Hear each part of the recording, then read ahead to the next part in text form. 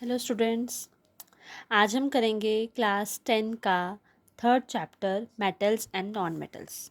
आज मैं आपको इसकी इंट्रोडक्शन बताऊंगी कि मेटल्स यानी कि धातु और अधातु होते क्या हैं, कैसे हमें आसपास की चीज़ों से पता लगता है कि ये कोई धातु है या फिर अधातु है। देखिए, हमारे आसपास कितनी चीज़ें होती हैं जो हम डेली लाइफ में यूज़ करते हैं, जैसे कि बर्तन, चीज़ें कुछ प्लास्टिक की होती है और कुछ किसी धातु की बनी होती है, लेकिन हमें ये नहीं पता लग पाता कि ये धातु हैं या नहीं है। धातुएं मुख्य रूप से हमें धरती से मिलती हैं, ठीक है। वो हमें शुद्ध रूप में नहीं मिलती, हमें उनको शुद्ध यूज करके हमें उनको प्रयोग में लाते हैं। तो आज हम करेंगे इनके अंतर कि कैसे हमें पता लगेगा धातु और धातु में क्या अंतर है और धातु और धातु के गुणों में क्या अंतर है। कैसे पता लगेगा किसी चीज़ को पकड़ के, उसको देख कर कि ये धातु है या फिर अधातु है। धातु और अधातु में कोई 5 अंतर लिखे हैं, परंतु ये अंतर 2 भौतिक और 3 रासायनिक गुण होने चाहिए। इसके बारे में भी हम चर्चा करेंगे। भौतिक गुण वो होते हैं जिसको हम देख कर, छू कर, पकड़ कर पता लगाते हैं, और रासायनिक गुण वो होते हैं जब किसी उसमें कोई चीज़ की मिलावट की जाए और वो रंग बदल जाए, उसको बोलते हैं रासायनिक गुण। भौतिक गुण में जैसे माना जाए, एक बच्चे के भौतिक गुण क्या हैं?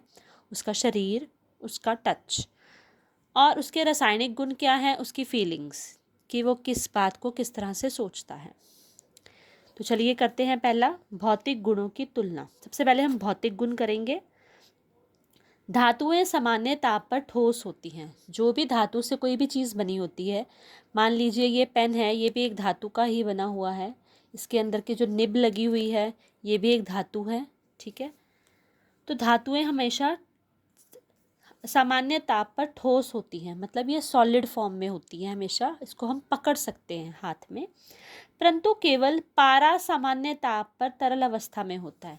पारा यानी कि Mercury.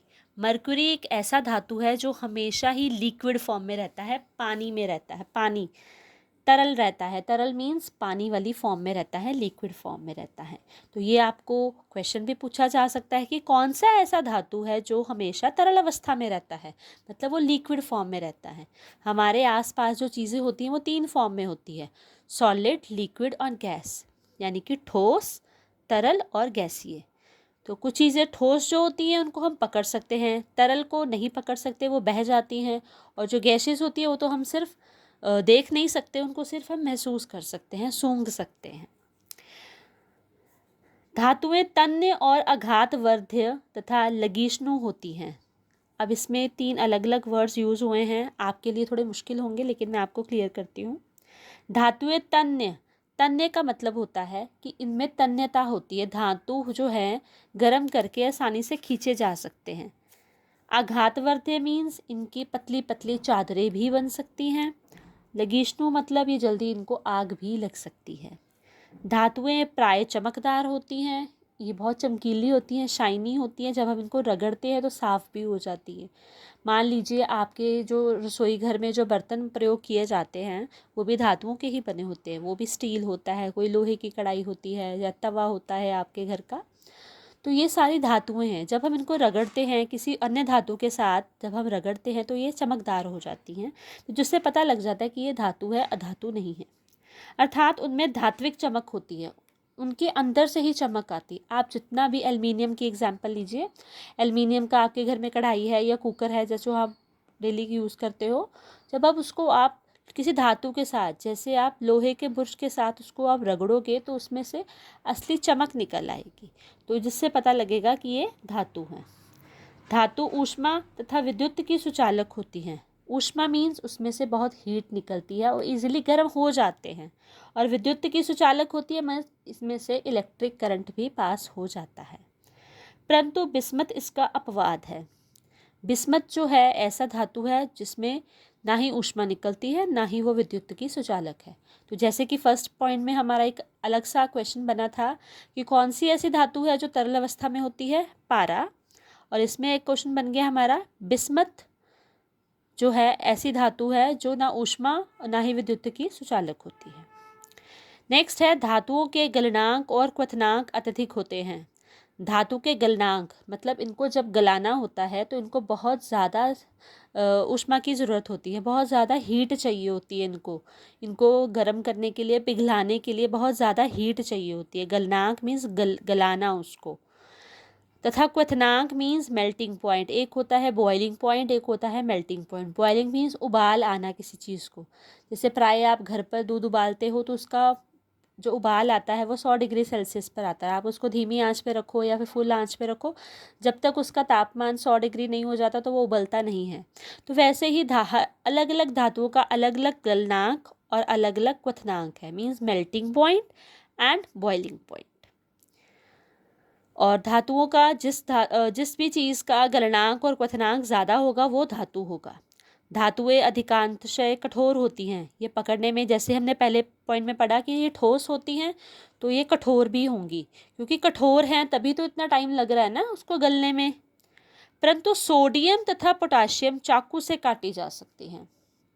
Next again question very short, कि कौन सी ऐसी दो धातुएं हैं जो चाकू से काटी जा सकती हैं। हमने अभी पढ़ा कि धातुएं बहुत ठोस होती हैं, बहुत कठोर होती हैं, लेकिन दो धातुएं मतलब सोडियम और पोटाशियम ऐसे धातु हैं जो इतनी ज़्यादा नरम हैं कि वो चाकू से भी काटी जा सकती हैं। धातुओं का अपेक्षिक घनत्व अधिक होता है, परंतु Na इसके अपवाद है। धातुओं का अपेक्षिक घनत्व मतलब इनकी डेंसिटी, इनके अंदर कोई चीज़ की समानता, इनकी मोटाई जो वो काफ़ी ज़्यादा होती है।